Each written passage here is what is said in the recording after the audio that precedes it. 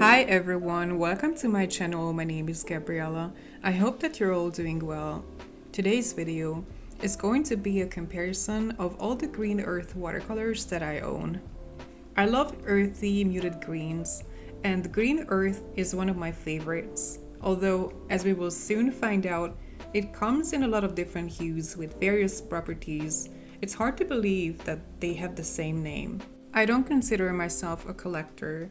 I prefer to own a reasonable amount of paints that I actually get to use. However, I have some favorite hues and pigments that I own in several versions, and green earth is one of them. Other YouTubers have already made similar videos featuring green earth. This is really just my take on it, but since there's so many versions of this paint out there, maybe I can contribute somehow or at least give my 2 cents. At any rate, I hope you'll enjoy this video. Green earth, or Terre Verte, which is the French name for it, frequently used today across many brands, is a historic pigment that's been used for millennia. It comes in several different hues, but all of them refer to a low tinting muted green. The pigment code of the genuine green earth is PG23, Pigment Green 23. I'm starting this swatch sheet with the genuine ones. First, Roman Schmal Green Earth that comes in a full pan version. I've had this color for about 2 years. I even made a video dedicated to it back then. I've made a dent experimenting with it, but I never really used it in anything serious. I ended up removing it from my palette after a couple of months. I guess I just couldn't really figure out what to do with it. The hue is kinda nice, like a more subtle version of chromium oxide green, but it has this kind of milky pastel consistency. It's a very weak color. No matter how thick you apply it, it remains the same. It also completely lifts from the paper, making layering very challenging. The swatch on the Fabriano Academy paper didn't turn out very good, but I'm showing you the same paint on 2 more papers, a cellulose and 100% cotton watercolor paper. I will do the same for all versions of green earth. Some will look best on cotton paper, some on the cellulose watercolor paper, but quite a few of them will end up looking their best on this sketchbook paper, so it's definitely worth comparing them like this side by side. Moving on to the next real green earth color that I have, Rare Green Earth by Daniel Smith, that according to Daniel Smith is made out of the rare green earth pigment. The tube itself, or the Daniel Smith website, doesn't specify the pigment number for some reason. Even though Daniel Smith paints always come with pigment codes, I could not figure out the reason behind this. Other YouTubers who reviewed this paint said that it contained the PG23 pigment, but truth be told, I am not sure, especially looking at the hue. It's the polar opposite of the Roman Schmal Green Earth in every regard. It's a dark, heavily granulating color. This isn't what comes to mind when you think of green earth, in my opinion. Like most heavily granulating tube paints, it also has a lot of binder, which makes it kind of goopy and streaky fresh out of the tube. On cellulose paper, it's quite a nightmare to paint with, to be honest. However, it looks really good on rough cotton paper. The hue itself is beautiful. However, similar convenience colors exist for a much cheaper price, like phthalo green mixed with a granulating black and so on. Or if you want a single pigment deep green, I feel like perylene green would be a much versatile option.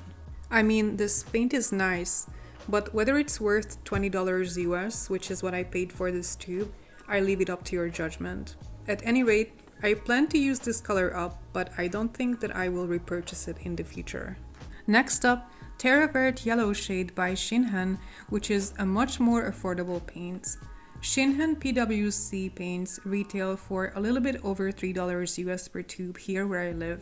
It's made out of PBR7, which at first sight I thought was a typo, but apparently Sennelier also has a green earth color made out of the same PBR7, so it seems to be a conventional pigment for a more vibrant version of green earth. I'm completely in love with this hue. I adore leaf greens in general, but staying true to green earth, it's quite weak and challenging to layer, and if you do manage to layer it evenly, it can easily end up looking chalky, especially on cellulose paper. Because of the low tint, you will also be using up a lot of product.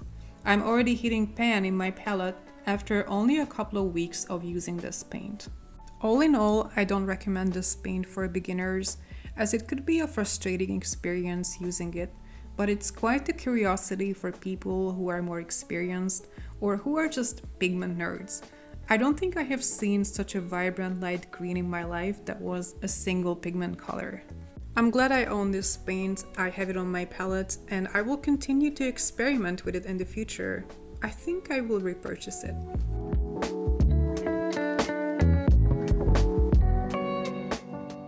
Staying with the same brand, Shinhan has another version of Terre Verte made with two pigments, PB28 Cobalt Blue and PG8 Nitroso Green, an unusual color combination. This version of Cobalt Blue causes the paint to heavily granulate, while the PG8 gives it a very beautiful forest green hue.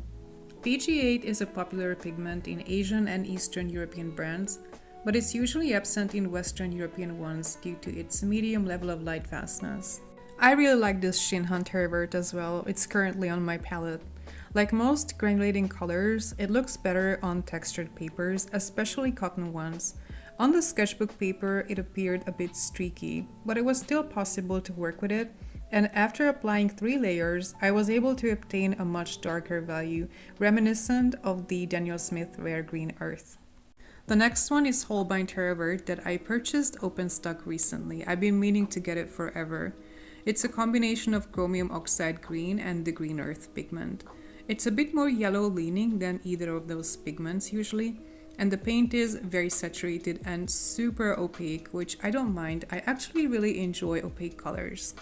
Obviously, you can dilute it to be more transparent, and this paint looks stunning on the Venezia sketchbook paper, so I should totally use it more often in this sketchbook.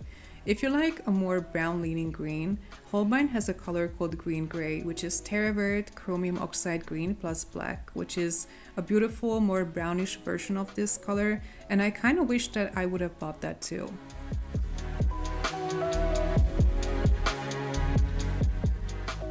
Next up, we have Terre Verte Natural by Renesans Poland, which is a combination of Prussian blue and yellow ochre. When I bought this, I actually went for the tube, but then I realized that the tube and the half pan were not the same. I actually prefer the half pan over the tube, but I also have the tube and I will be swatching it out shortly. Terre Verte Natural is a beautiful hue, a very rich earthy color that quite unexpectedly color separates. It's such a useful convenience mix. I recently put it on my palette. It's not as opaque as the chromium oxide green based Terre Verte hues, so if those are not your cup of tea, then this could be an interesting alternative. Funnily enough, this paint didn't work for me on cotton paper at all. I much more preferred the cellulose paper swatches.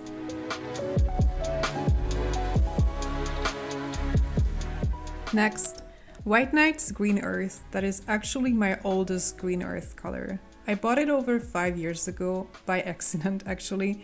I thought that I was buying White Knight's PG8 Forest Green color, but I picked the wrong color off of the shelf. While I was frustrated at the time, I ended up really liking this color and I went on to use it many times, especially around 2019-2020. It's chromium oxide green mixed with brown basically, and quite a beautiful hue. Like the Renesans and Shinhan paints, it's also very affordable here where I live. Like I said, I used this paint many times, especially in cheap sketchbooks back in the day. It works well on anything really, but obviously it looks most stunning on rough cotton paper. I highly recommend this color as a convenience mix for people who like to sketch nature. And at last, here's the Renesans tube paint of Green Earth hue, which is a combination of 3 colors, and it also uses chromium oxide green as a base color. It's an incredibly opaque paint, much like Holbein's Terre Verte. It's very brown leaning. I wouldn't even call this green. It's an interesting color for sure. Maybe this is what Holbein's Green Gray looks like, I really don't know. But what I don't like is that the paint dries shiny when applied thickly, much like the Kuretake Gansai watercolors, and the rest of my colors don't. It's not a huge deal for me as I don't scan anything, but I definitely do prefer colors that dry matte. In full honesty, when it comes to the hue, I prefer both the White Knight's pen as well as the Renesans half pen more interesting than this color. And finally, well, this is a watercolor pencil from my Staedtler Karat set. that actually has a green earth hue, and I thought it would be fun to see how this hue compares to the rest of the Terre Verte colors here. It activates very easily and instantly turns into this super vibrant color. However, as it dries, it loses a lot of its saturation. I still find it a bit too saturated for a green earth, but it's a fun color though. And to actually use these colors in a quick sketch, watch me paint the least realistic sheep you'll ever see. I tried to incorporate as many colors as possible without creating an absolute mess.